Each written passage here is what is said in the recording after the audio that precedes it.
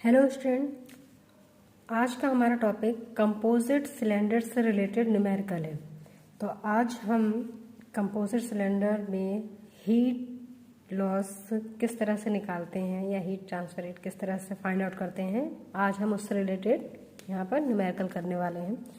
तो देखिए, जो न्यूमेरिकल है, 50 mm diameter pipe of circular cross section and with walls 3 mm thick is covered with two concentric layers of lagging.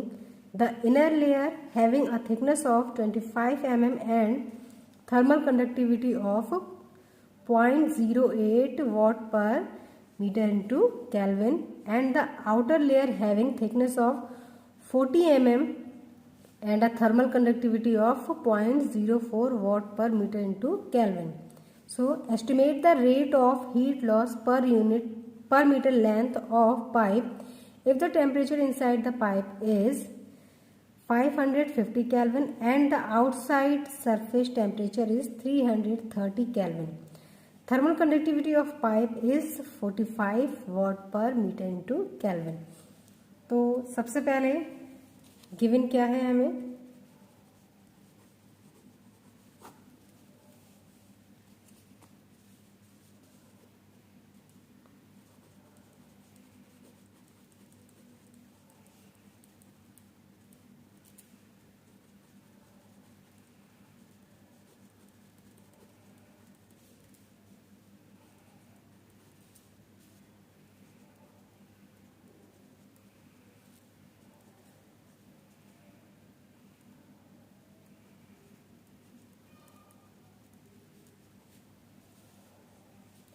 तो जो हमारा पाइप है उसका डाया कितना है 50 mm।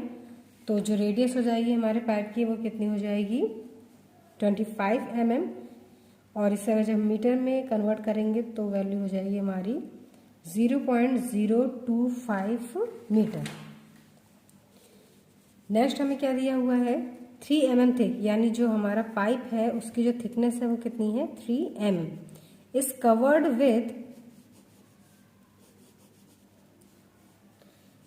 With 2 concentric layer of lagging. ये जो हमारा पाइप है वो 2 कंसेंट्रिक लेयर के साथ कवर किया गया है, यानी इसकी इंसुलेशन की गई है डबल लेयर से। और जो पहली हमारी इनर लेयर है उसकी थिकनेस कितनी है 25 mm, और जो सेकंड लेयर है उसकी थिकनेस कितनी है 40 mm, और फर्स्ट लेयर की जो थर्मल कंडक्टिविटी है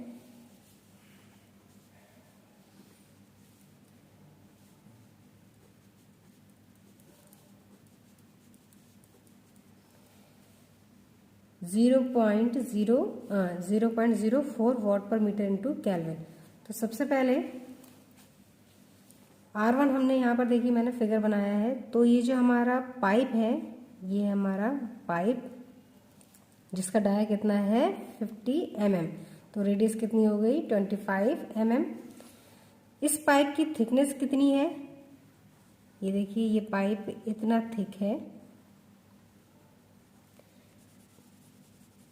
इसकी थिकनेस कितनी है 3 mm। ओके, तो जहाँ पर ये हमारा पहला पाइप ख़त्म हुआ है तो यहीं से हमारा सेकंड पाइप, इसके ऊपर सेकंड पाइप की लेयरिंग कर दी गई है, यानी जो सेकंड लेयर है वो आपकी यहाँ से स्टार्ट हो चुकी है। तो यहाँ से जो सेकंड लेयर हमारी स्टार्ट हुई है तो इसकी रेडियस क्या हो जाएगी सेकंड लेयर की, ये देखिए फर्स्ट वाला यहाँ फिनिश हुआ है तो यहीं से सेकंड लेयर आपकी स्टार्ट हो गई है। तो यहाँ से सेंटर तक की जो रेडियस होगी वो किसके लिए हो जाएगी सेकंड लेयर के लिए।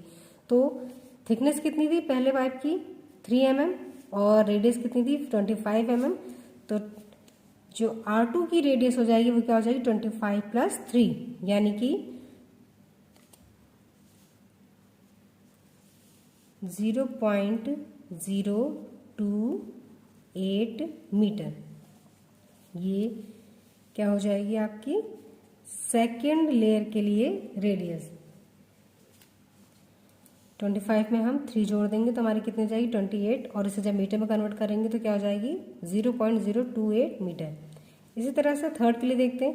तो ये यहाँ से हमारा सेकंड पाइप शुरुआत हुई थी सेकंड पाइप की, और ये सेकंड पाइप है हमारा यहाँ पर हमारा खत्म है सेकंड पाइप। तो ये जो सेकंड पाइप की जो थिकनेस है ये कितनी है हमारी दी हुई है, ये देखिए 25 mm थिकनेस हमारी दी हुई है सेकंड की। तो ये हमारी कितनी होगी, 25 mm हो गई। और यहाँ से ही जस्ट हमारा थर्ड लेयर स्टार्टिंग हुई है, ये है हमारी थर्ड लेयर की स्टार्टिंग।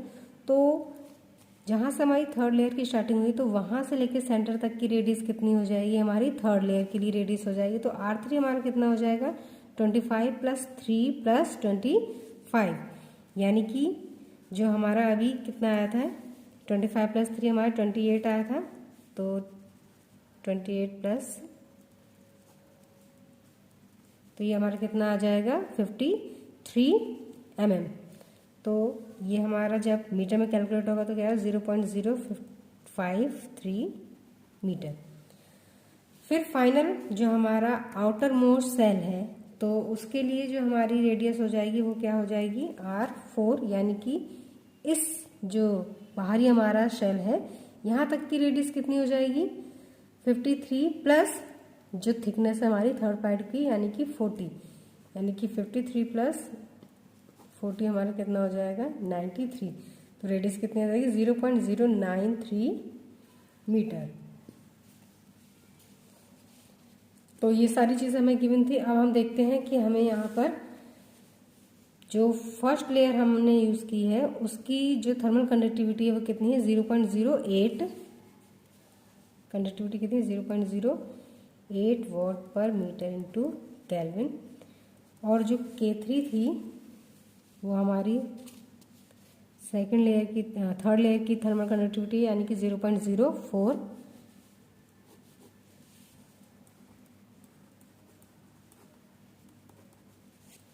और ये जो हमें लास्ट में दिया thermal conductivity of pipe is 45 वाट पर मीटर इंटू केल्विन, यानी कि जो पाइप की जो हमारा सबसे इनर का जो पाइप था जिसके ऊपर हमने इंसुलेशन की है 2 लेयर्स की, उस पाइप की थर्मल कंडक्टिविटी कितनी है 45, यानी कि K1 हमारा कितना हो गया 45 वाट पर मीटर इंटू केल्विन। इसके अलावा हमें क्या क्या चीज़ें दी हुई हैं, if the temperature inside the pipe is, यानी कि जो हमारा T1 है, यानी कि यहाँ पर जो हमारा ये T1 होगा ये कितना दिया है हमें 550 kelvin and the outside surface temperature is 330। तो आउटसाइड का टेम्परेचर यानी कि यहाँ का हमारा जो टेम्परेचर है वो कितना दिया हुआ है, इसे मान लेते हैं T2 ये हमारा है, तो ये हमारा कितना है 330।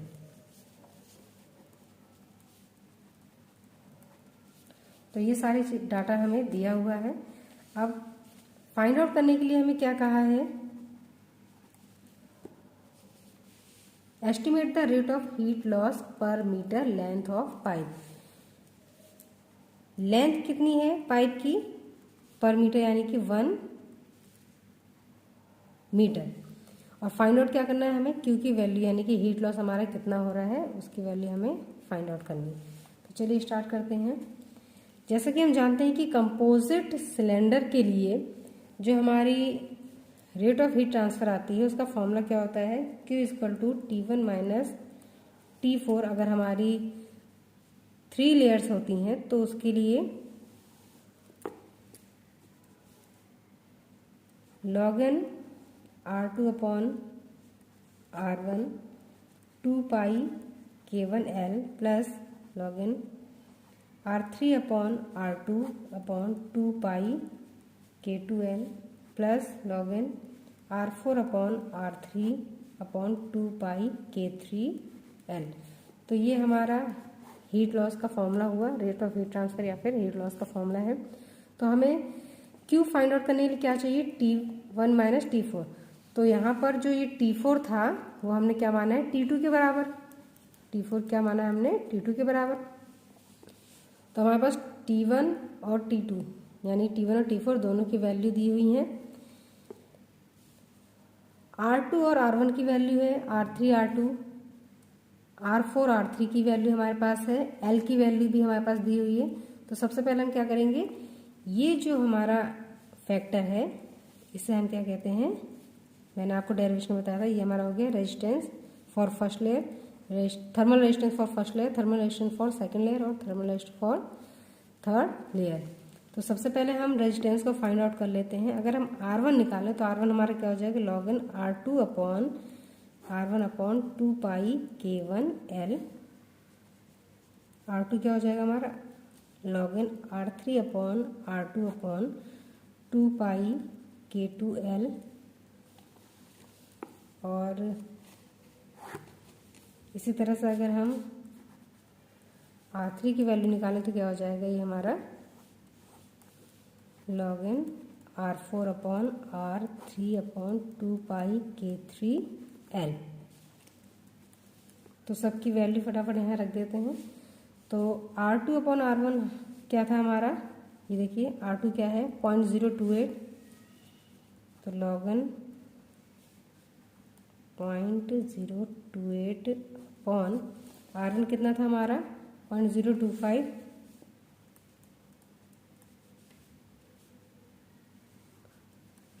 अपॉन 2 पाई K1 हमारा कितना दिया है 45 और L हमारी क्या है 1। इस तरह से ये हमारा क्या हो जाएगा, R3 हमारा कितना है 0.053 अपॉन R2 हमारा कितना है 0.028 अपॉन 2 पाई। K2 हमारा कितना दिया हुआ है 0.08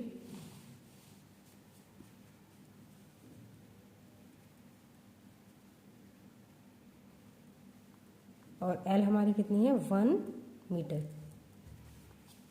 इस तरह से R3 में हमें क्या चाहिए, R4 हमारा कितना आया था 0.093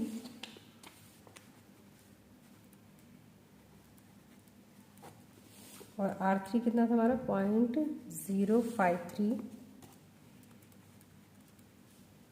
अपॉन 2 पाई। K3 हमारी कितनी दी हुई है 0.04 और L हमारी कितनी है 1 मीटर। तो कैलकुलेट होके हमारी ये वैल्यू कितनी आएगी, जो रेजिस्टेंस R1 है हमारा वो कितना आ जाएगा 0.004 और ये हमारा कितना आ जाएगा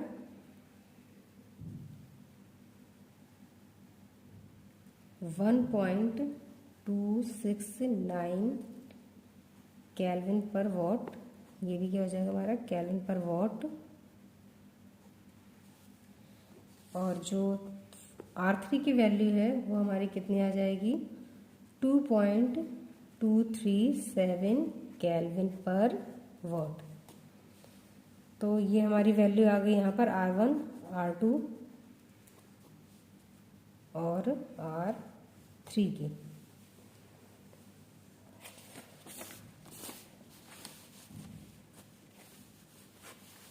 अब जब तीनों वैल्यू हमारे पास आ गई है तो इसे जो हमने रेट इक्वेशन निकाली थी Q equal to T1 minus T4 upon R1 plus R2 plus R3, तो यहाँ पर ये वैल्यू पुट अप कर देंगे तो ये कितना हो जाएगा हमारा Q इक्वल टू T1 हमारा कितना दिया हुआ था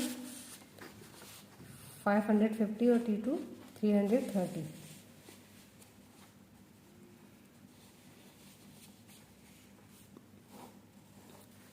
R1 की वैल्यू हमारी कितनी आई थी 0.0004 प्लस R2 की वैल्यू कितनी थी 1.269 प्लस R3 कितनी 2.237। इन सभी को जब हम कैलकुलेट करके लिखेंगे तो जो हमारी वैल्यू आएगी ये देखिए T1 550, T2 330, R1 0.0004, R2 1.269 plus R3 हमारा कितना है 2.237। तो ये कैलकुलेट होकर हमारा कितना आएगा 62.7 वॉट पर मीटर के लगभग हमारा ये टोटल आ जाएगा। तो ये हमारा क्या हुआ यहाँ पर, ये हमारा आंसर हो गया।